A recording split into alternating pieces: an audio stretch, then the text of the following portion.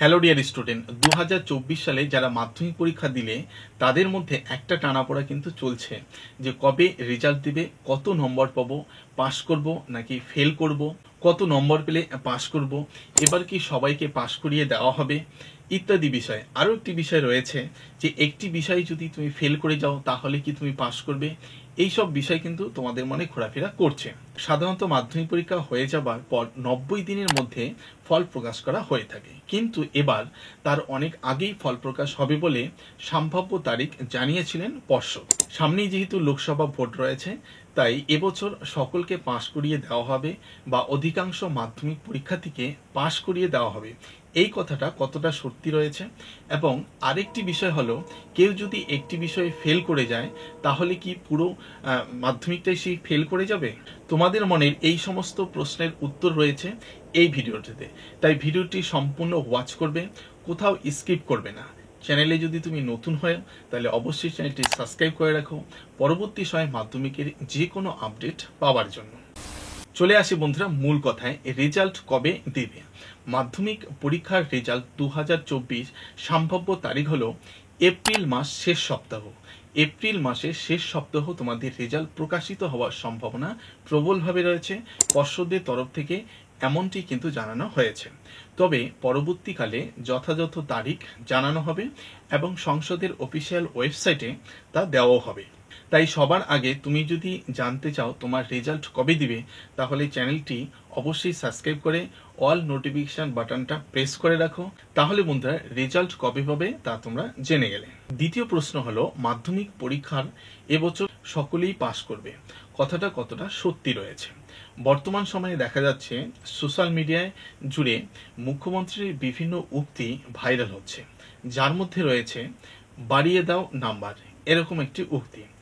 এই কথাটি বন্ধুরা 2023 সালের যখন মোবাইলের টাকা দেওয়া হয় বা ট্যাবের টাকা যখন দেওয়া হয় সেই সময় মুখ্যমন্ত্রী কথা বলেছিলেন। এটা কিন্তু আজকের কথা বা 2024 সালের নয়। যেসব ছাত্রছাত্রীরা মাধ্যমিক পরীক্ষার স্কুলের প্রজেক্ট জমা দেয়নি, সেক্ষেত্রে স্কুল যদি কোনো নম্বর না দেয় তাহলে সেই ছাত্রছাত্রীদের পাশ করানো হবে না।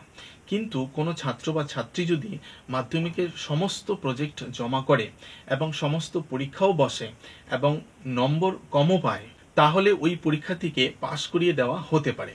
লিখিত পরীক্ষায় 12, 13, 14 পেলেও তুমি পাশ করবে কিভাবে?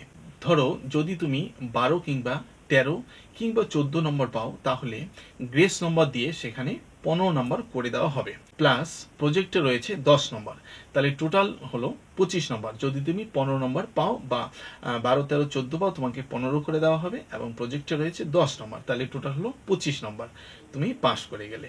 তবে এখানে একটি গুরুত্বপূর্ণ বিষয় হলো বন্ধুরা, তুমি যা পরীক্ষা দিয়েছো এবং যে শিক্ষক বা শিক্ষিকা তোমার খাতা দেখবে, সে যদি চায় তবেই কিন্তু এটা সম্ভব হবে।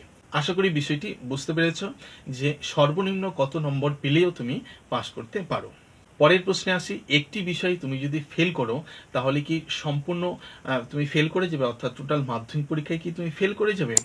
কোনো ছাত্র বা ছাত্রী একটি বিষয় বা দুটি বিষয় যদি ফেল করে তাহলে সম্পূর্ণ ফেল হিসাবেই ধরা হবে প্রথমত।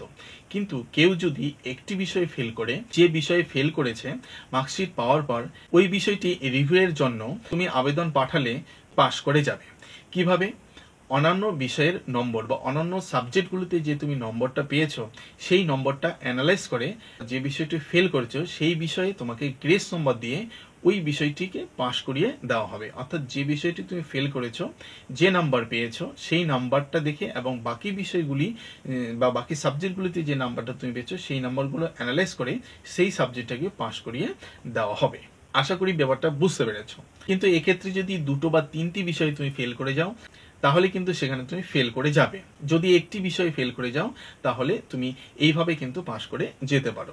শুধু বললেই তো হবে না যে নাম্বার বাড়িয়ে দাও, লিখবে 2 পাতা, তাও আবার ভুলভাল, সেক্ষেত্রে কিভাবে নম্বরটা বাড়ানো হবে?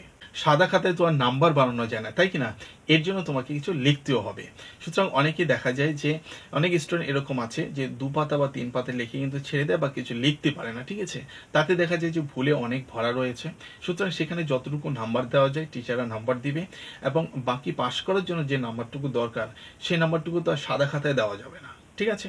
তাহলে তোমরা এই ভিডিওর মাধ্যমে জানতে পারলে যে রেজাল্ট তোমাদের কবে দিচ্ছে, কত পেলে তুমি পাস করছো, সবাইকে পাস করা হবে কিনা সেই বিষয়টা তোমাদের বললাম। একটি বিষয় যদি ফেল করে যাও কিভাবে পাস করবে সেটাও আমি তোমাদের বলে দিলাম। আশা করি এই সমস্ত ডাউটগুলো তোমার মনের থেকে দূর হলো। দেখা হচ্ছে পরবর্তী ভিডিওতে। সকলে ভালো থেকো, আর চ্যানেলটি সাবস্ক্রাইব করতে একেবারেই ভুলো না।